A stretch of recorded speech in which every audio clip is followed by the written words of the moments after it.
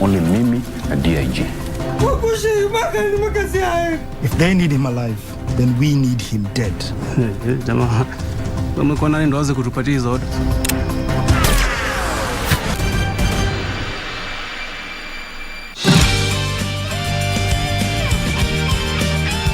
This is how we would meet again. Are you taking care of me? It turns out you're hurting me. She's getting prettier and prettier. Anybody seeing the two of you will know immediately you're related. Join us. Isn't this supposed to be a meal to celebrate my new job? Why would you start eating without me? He's such a weirdo. Maya's guinea pig? What do you want? I really need to speak with you. I have a question for you. Currently, I'm merely your subordinate. But can we be friends? Kiswahili kitukuzwe. Waswahili wanakuambia jifunze, ona, sema, elimika, pitia, hamasika, ukipenda Josefu. Na hivi ndivyo tunavyoingia. Ni wakayole mzawa, masomo pia ajira.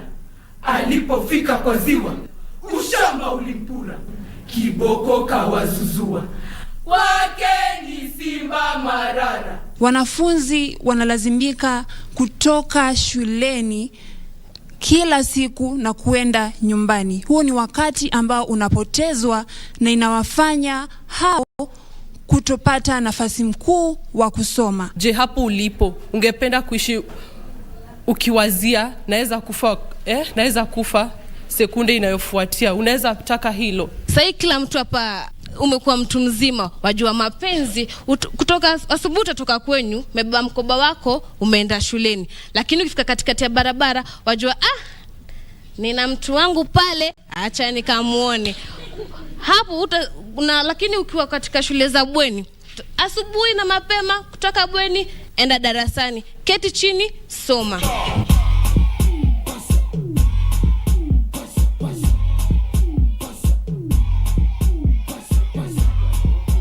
Kiswahili kitukuzwe, kwani lugha. Now, there have been varying opinions in regards to wife inheritance, with others claiming that it is a backward and inferior practice and should be discarded, and others claiming that no, it holds some significant value. Remember, when the kings want to marry, normally they do selection and find out where to get a wife. Yes. This is more of genealogy or genes, continuity of genes. But again, the person who paid the dowry to have the woman is dead now.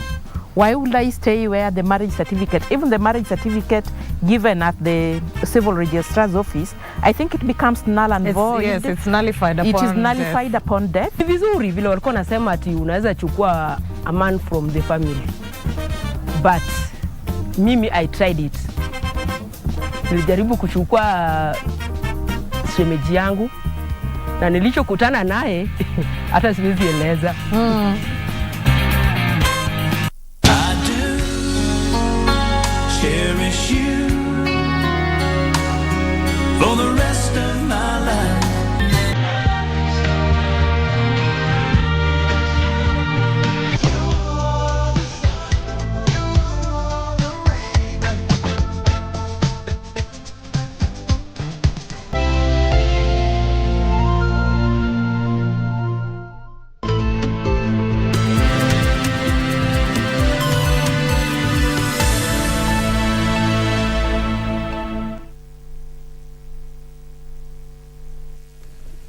Live from the broadcasting house, this is KBC Lunchtime News. Thank you so much for making time. My name is Njue.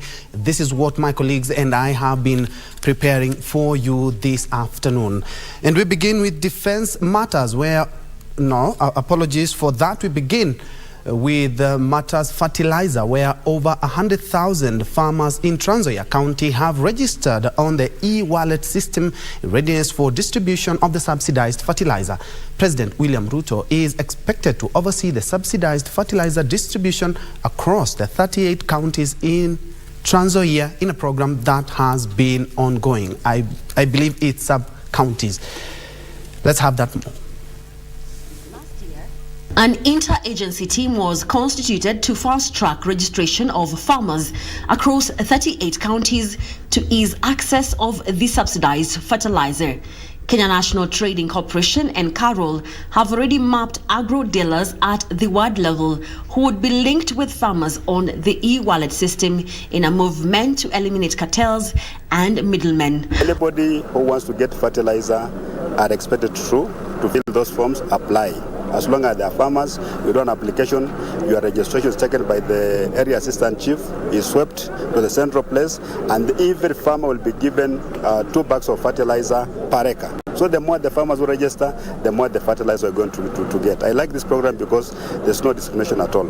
Trans Nzoia, we expected to register 139,000 farmers. By yesterday, we registered slightly more than 100,000. Of course, registration is supposed to end today, so we'll know at the end of today how many of the 139,000, or the remaining 39,000 have registered between yesterday and today. But the registration has been going on very well. We want to thank our farmers for showing a lot of enthusiasm in this. We are happy that the President of Kenya is coming was supposed to come and launch the program actually today. It's been postponed because of the fertilizer has not been distributed to areas where it's supposed to be distributed, so that once he launches, a farmer should be able to get their fertilizer immediately. Wasee wa vijiji kama waandikisha wananchi. Hata wakao wengine wanakuja kututoa kwa manyumba tuende kwa ofisi ya chifu tuandike. Unajaza form, unasema kiasi yenye unalima. Kwa hivyo watu tumejitolea wengi sana. Mtu ameandika hata pointi 1, robo wa eka 2-5, basi tumeona ni mzuri. Kwa sababu tukienda kwa board tunapata wale. Elsewhere, Defense Cabinet Secretary Aden Duale says the government will not tolerate anyone keen on destabilizing security in the country. Duale urged citizens to play their role in ensuring that peace and security is realized by tipping security apparatus and reporting any threats that come across to security officers. The government has reiterated that it will ensure citizens are safeguarded and curb insecurity cases that derail development. Speaking during the official launch of Young Muslim Girls Secondary School in Garissa Town, Defense CS Aden Duale said the Kenya Kwanza government is determined to ensure that all corners of the country are safe. Nataka tushikane, tusikubali. Tunajenga barabara kutoka Lamu mpaka Isiolo Marsabit. Hiyo barabara tumeweka investment mingi ya security. Garissa Governor Nadhif Jama led area leaders in pushing for the recruitment of more teachers in the impending employment drive by the Teacher Service Commission, saying that the shortages over the years affected learning, especially in schools that are in far-flung areas. Because of the drought, we have lost a large number of students however in mashule, but now we want to carry out a huge campaign ili watoto wetu warudi kwa shule. We therefore need, Bwana Waziri, walimu waletwe back to our schools. Duale urged the Northeastern region leaders to fully cooperate with the education stakeholders and work towards improving education standards. Lakini kitu gani imefanya walimu watoroke, madaktari watoroke? Ni sababu ya usalama. We must work with our security agencies. And the government will make sure we protect the lives and the property of every citizen. Elsewhere in Murang'a County, Ahadi Kenya Trust has brought together taxi drivers and security agents in a bid to promote community policing to curb crime in the area. I'm urging each and every other person to be able to come out. Let's continue mixing and talking to the police officers. Let's talk to the business community so that we can be able to enhance our security. Ahadi boss Stanley Kamau said that the taxi drivers have a wide network and with intelligence gathering. The taxi people can be able to give the police information real time. When they see a stranger, when they find strange things happening, when they find people behaving in funny manner or in funny way, they're able to report the same to the police, and the police can be able to act with that information. His sentiments were echoed by Murang'a Sub-County Police Commander Mary Waku, who said they need public collaboration to fight crime in the area. So we have encouraged them to be giving us information and not to fear, because the information they give will be treated in confidentiality. Ruth Wamboi for Lunchtime News.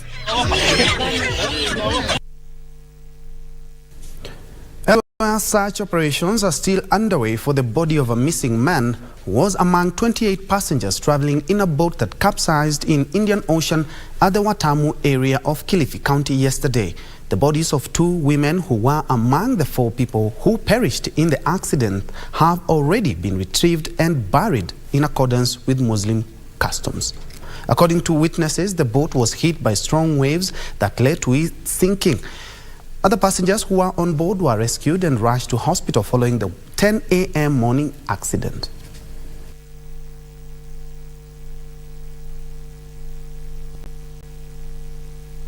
We have been having drowning cases today. There were 3 of them. The first case was in the morning. That was 14-year-old boy at Bontwan. He was spotted dead. And the second case was on the afternoon. That was 2 cases. We had 2 casualty and 1 dead body.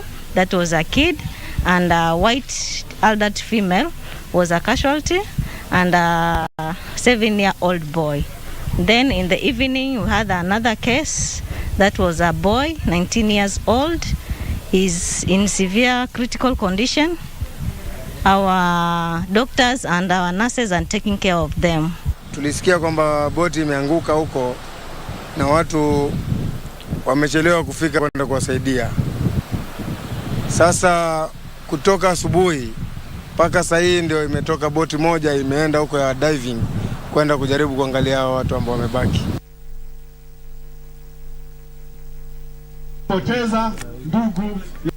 And from that tragedy, we shift gears to matters politics, where Nairobi County Governor Johnson Sakaja now wants his move to work with members of the county assembly from various political parties to deliver services replicated at the national level in efforts to forge national unity. Sakaja, who spoke in Busia County, claimed that those keen on spearheading politics of division could find themselves cornered in the event the opposition and the government decide to work together. Sakaja stated that the politicking season was over and leaders should now embark on development for the benefit of the citizens. Ndugu ya baba yake nenda upatie mheshimiwa Goba hiyo speech ya mbunge.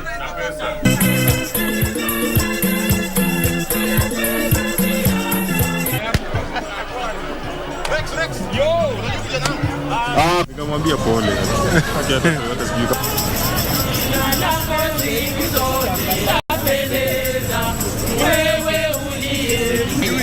So wale ambao wanajaribu kuleta kelele kwa sababu Sakaja anafanya kazi na Azimio na UDA, look for division elsewhere. Ile siku mtaona Raila Odinga na Ruto wamekaa pamoja, mtakuwa na aibu kubwa sana, because our country cannot be divided again, and it will not be divided. We will work for everyone. Kenya mzima ione ishara ama iige mtindo ambao Nairobi imeonyesha.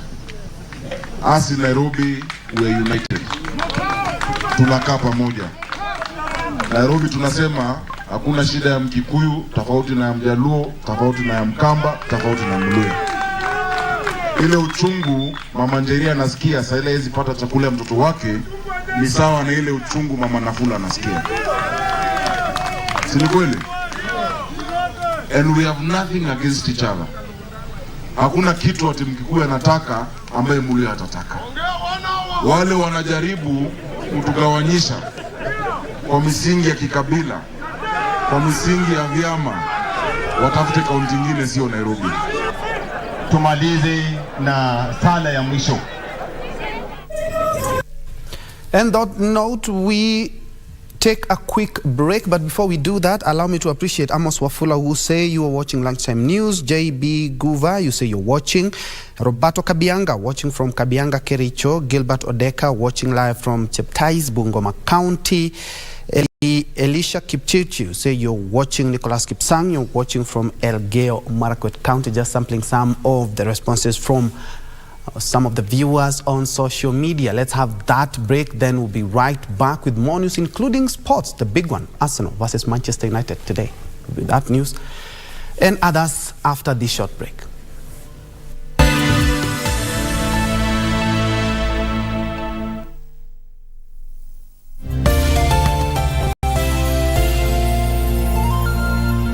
Office of the Data Protection Commissioner, ODPC, was established under the Data Protection Act 2019.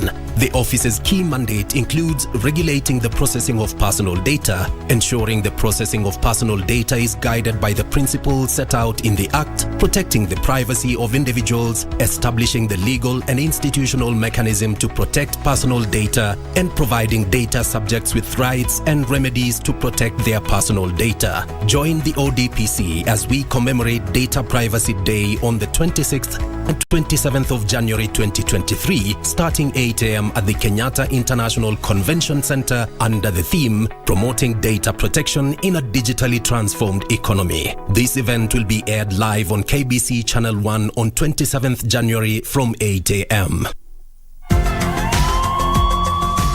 There is no wealth without health, and it all begins here. And regular exercise. Your Health Show brings you an array of health information to keep you informed and healthy. Real people and real stories. Kurasa wa wadi baada ya siku 2-3 nikapelekwa theater. Wakasema wametoa nyama upande wa nyuma, walipopima hiyo nyama walipata ni kansa. Nasema wewe rafiki yangu sasa kwa umri ulio uko nao kama hivi unafanya na mama fumbo wewe. Uliyapata wapi? Na mimi namwambia mimi mwenyewe pia ninashangaa. Join me, Marie Yambo, from the laboratories to the theaters as we feature cutting-edge technology in healthcare diagnosis and treatment. Only on KBC Channel 1.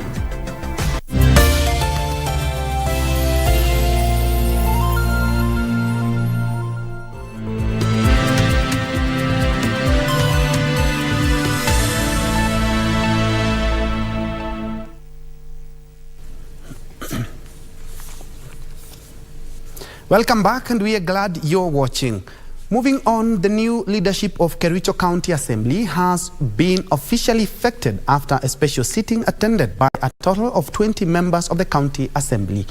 Speaking after the swearing-in, Patrick Mutai, the County Assembly Speaker, said the new leadership was endorsed by all members, ending weeks of wrangles. Philip Lono, who is the MCA Kamasian Ward, is the new majority leader to be deputized by Fancy Coril, a nominated MCA. Haron Rotich, the MCA of Cheptoriet Ward, was elected as the majority whip, and while nominated MCA Bavin Serem will deputize him.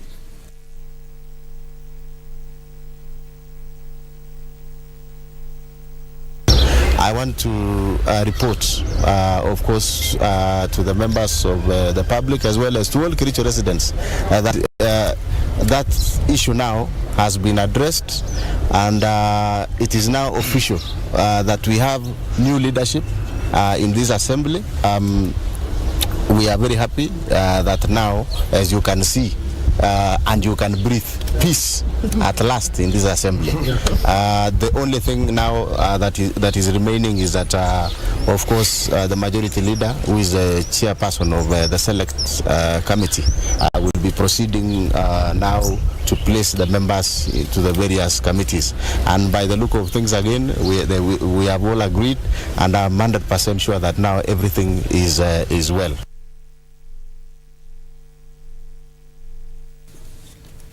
Moving on, Jeremy Mwenda from Lare in Igembe North in Meru County is appealing on well-wishers to help him raise money to enable him join Form 1.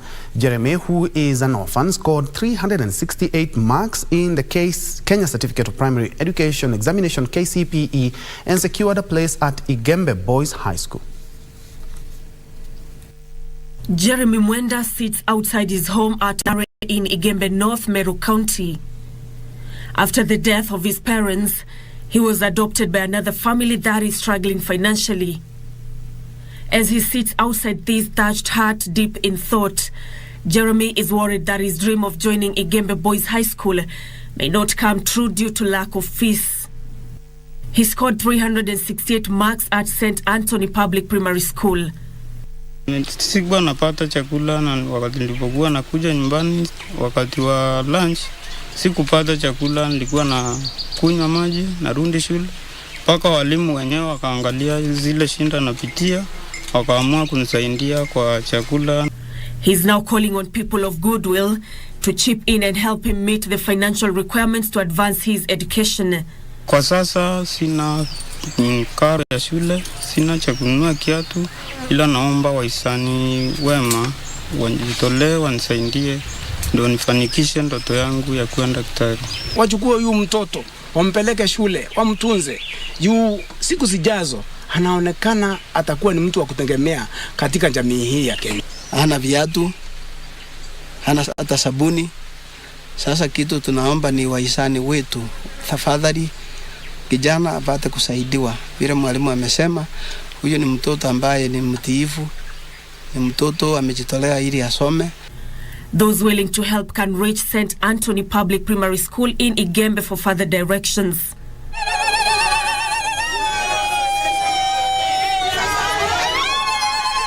Meanwhile, Ibacho High School in Masaba South Sub-County in Kisii County is celebrating improvement in the Kenya Certificate of Secondary Education after posting a mean score of 7.053 from 4.6 in 2021. And the number of students have really tripled. Those who are going to university from last year, we were 21. Now we are 87. We will be joining university. Meanwhile, schools countrywide are set to open tomorrow for the first term of the 2023 academic year. Secondary schools such as Mary Shaw High School in Kajiado have taken an early start, preparing facilities in readiness for learners who will have completed junior secondary school in 2 years' time.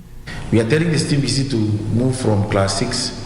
And when they go to junior secondary, they have laboratories, we have all the infrastructure, we have the teachers, but unfortunately most of the public in schools, they are not there. Build nice classes, build nice laboratories, build nice library, and you have the playing field, you have a nice school. We also have already set aside the CBC platform, the CBC classes.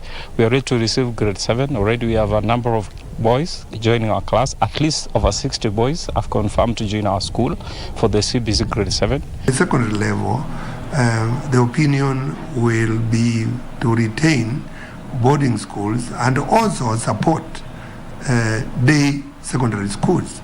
For primary schools, I'm in full agreement with government policy that it is very important that parents at that early formative stage live and mold their children. Nancy Okware, Lunchtime News. Now, Kenya and China can use their diverse and rich culture to enhance their ties and relations. According to the director of Confucius Institute at the University of Nairobi, Professor Wang Shangzhu, both countries can also use their culture for economic development. She said this during Chinese New celebrations in one of the Nairobi malls.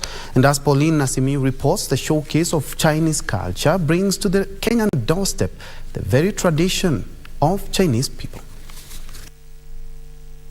The colorful Chinese decoration, Chinese cuisines, and the joy on the faces of the Chinese can bespeak the anticipation they had for this New Year's ceremony. As Chinese globally celebrate their New Year according to their calendar, Chinese living in Kenya were not left behind. A series of activities that include lion dance, writing of Chinese characters Fu, and experiencing traditional Chinese games was a way of attracting Kenyans to experience the Chinese New Year festival. We create a kind of a Chinese fair to the local people, let them to eat the Chinese food and to see, to experience Chinese culture, to write some calligraphy, to write a Fu. Fu means a kind of a good fortune. Much delicious food was served, and there's a specific food that every Chinese person eats during the New Year that is money-like shape. We also have another food which is called dumpling, jiaozi, because during Chinese New Year, everyone eats jiaozi. eat 饺子. So it's a kind of like, the ancient money, the shape like the ancient money means in the year you can gain more money.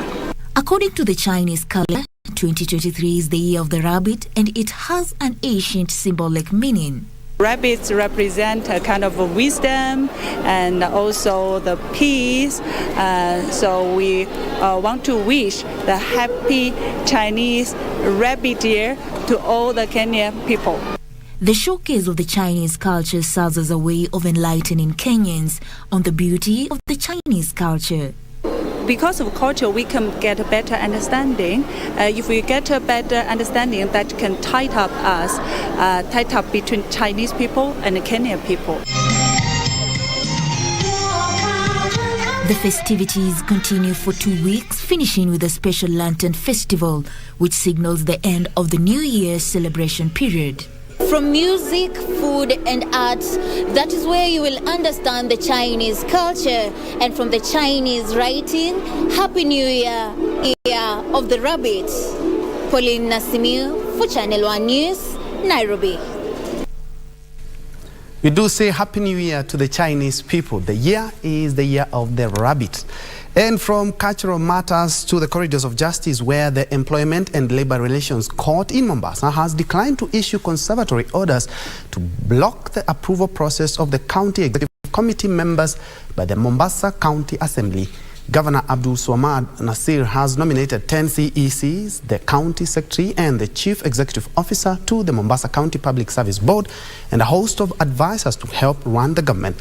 However, 4 Mombasa residents have moved to court under a certificate of urgency seeking orders to block the appointment process, alleging the governor had contravened the law in nominating the individuals. In the ruling that was certified as urgent, Lady Justice Agnes Nzei pointed out that the petitioners had failed to prove the governor contravened the constitution that allowed the respondent to file and serve their responses by Monday the 26th. The matter set for determination next week.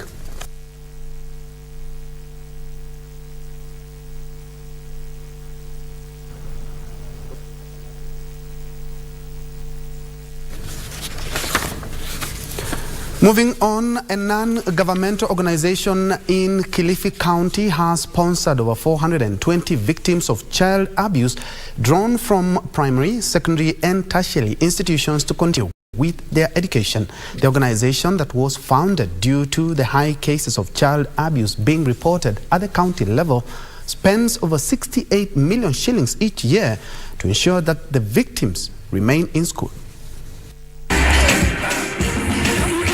Kilifi Child Protection Organization, dubbed Friends for Justice, is committed to ensuring that victims of child abuse continue with their education. Speaking in Kilifi when flagging off the education sponsorship program of over 420 students, the founder of the organization, Alice Njue, said that among the students being sponsored this year, 178 are from secondary schools, 66 from college, and the rest are in primary schools. We have currently 428 students, all spread from primary, secondary, and college. So we, at the stage when we pick up a case is where we pick up the child and then mentor them through the program. In a year, we have a budget of 68 million. And that takes us through education, scholarships. She added that among the rescued victims, some had been subjected to sexual assault, sodomy, and others being beaten in the hands of their relatives. We rescue children who are in need of care and protection.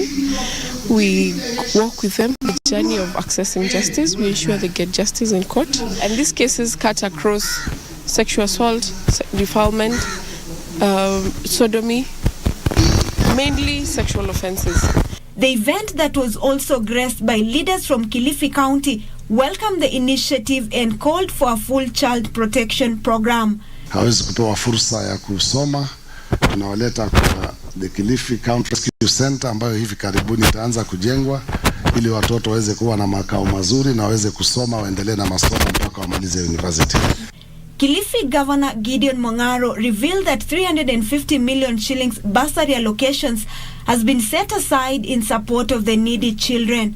So our commitment is to make sure that the kids who come from vulnerable families are taken care of. Those who come from families who can sustain themselves but they have issues, they will be a bit backed by the MCAs at the grassroots level to make sure that the parents are a bit give a boost. Opicho Chemtai for Lunchtime News. Now, anguish has gripped a family in Loitoktok, Kajiado South Sub-County after a fruitless search for their daughter who went missing 2 weeks ago.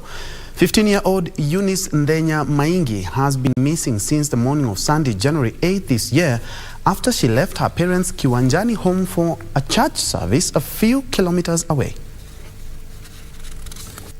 Eunice alijiandaa kwenda kanisa na kuja baadaye Eunice kufika hiyo kanisani na hakuna mtu aliona wa mtoto tangu atoke hapa hiyo saa 4.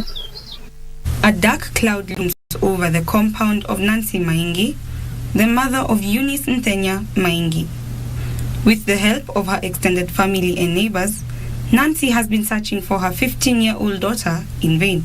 Miss Ndena ambaye alipotea tangu Jumapili ya tarehe 8 na tumemtafuta tukaenda mpaka polisi na mpaka sasa kusema kweli hatujaweza kumpata.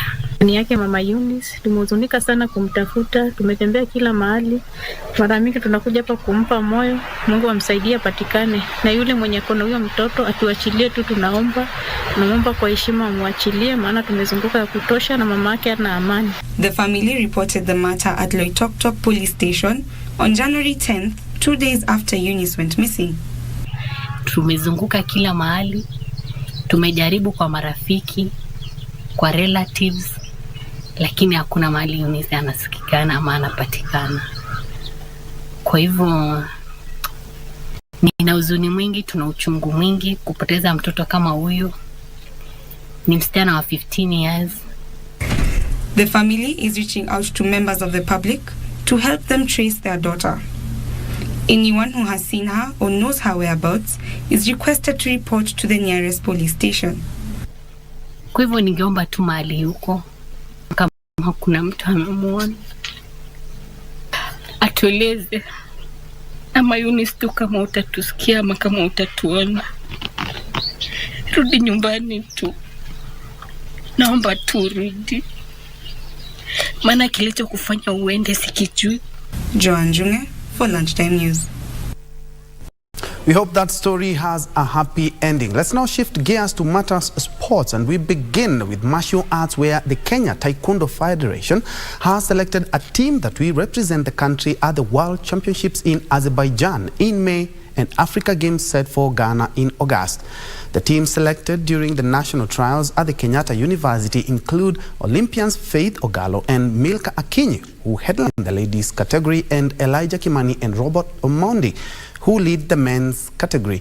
Others in the team are Evans Oduor, Miso Leshao, Daniel Njue, Agnes Njeri, Cynthia Wekesa, and Mary Murio, among others. The team will begin their semi-residential training at the Pipeline Taekwondo Talent Center early next month.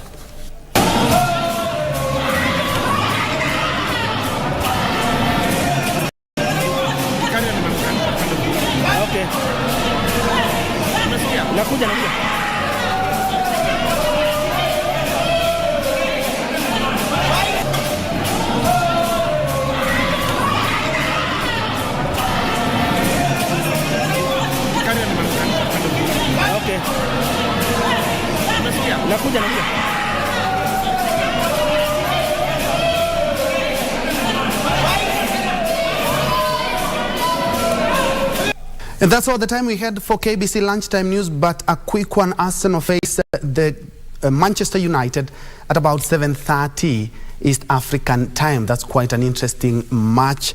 And on that note, that is where we wrap up KBC Lunchtime News. My name is Njue. Byron Abuli has been our sign language interpreter for this live newscast. And now, as you can see on your screen, Deputy President Rigathi Gachagua is the one currently speaking. So I take you live to to the Kirogoya Stadium for that church service.